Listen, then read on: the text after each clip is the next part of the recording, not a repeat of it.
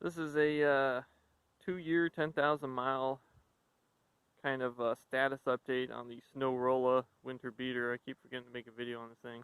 Obviously, the snow is all gone and the mud is here, but that's all good.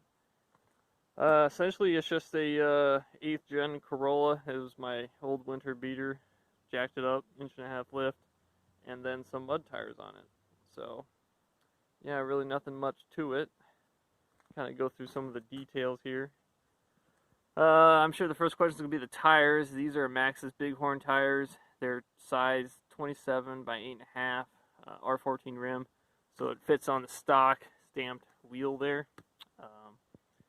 From a tread compound standpoint, I mean, obviously this is severely underrated for these tires because these are for like a light pickup, like a Ranger or something. So obviously a little 2,500 pound Japanese tin work here will not do much from these guys, but as you can see, I mean, tread's been wearing pretty good. These are studdable as well.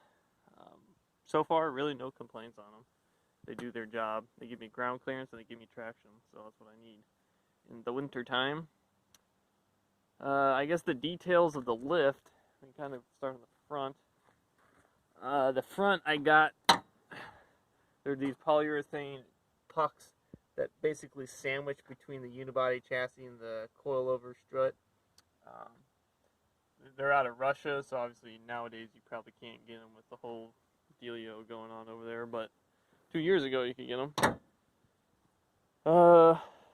On the back end, I had to do something a little bit different because you see the spring perch right there. There's not enough clearance between the spring perch and the tread, at least on these 8th gen Corollas.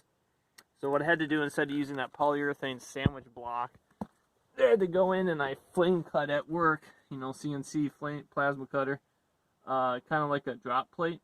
So there are 2 pieces of 3/16 steel that gets bolted up to the strut here, and here's the bracket, and I had to drill a new hole material on that end. And then the knuckle got dropped down about 1.5 inches too, so everything's nice and level on that standpoint.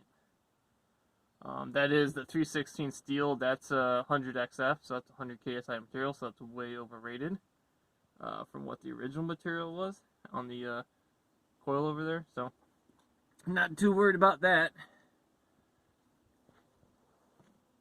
And then really you just have to I just kind of eyeballed it, and I got it pretty good in terms of factory camber setting, so kind of left it like that. Gives me good ground clearance for the winter time and the muddy times too right now, especially in the spring, which is what I'm running into right now, as you can tell.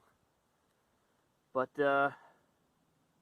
I guess, I mean, for a 2-wheel drive, front-wheel drive, 2,500 pound car, it does pretty good. It definitely ups the capabilities a bit. Some downsides is obviously, your speedometer is not right anymore. Same thing goes with your odometer. This is a manual transmission too, so it's really hard on the clutch when you're trying to spin up these big tires. Plus, I'm never in 5th gear anymore, on the highway, so they're loud. The tires are loud, but that's just comes with the territory on these things. It'd be really cool if once the used car market settles down to get like an old Subaru or something, all-wheel drive, and do something similar. That thing would probably be pretty gnarly. Yep, the Snorolla.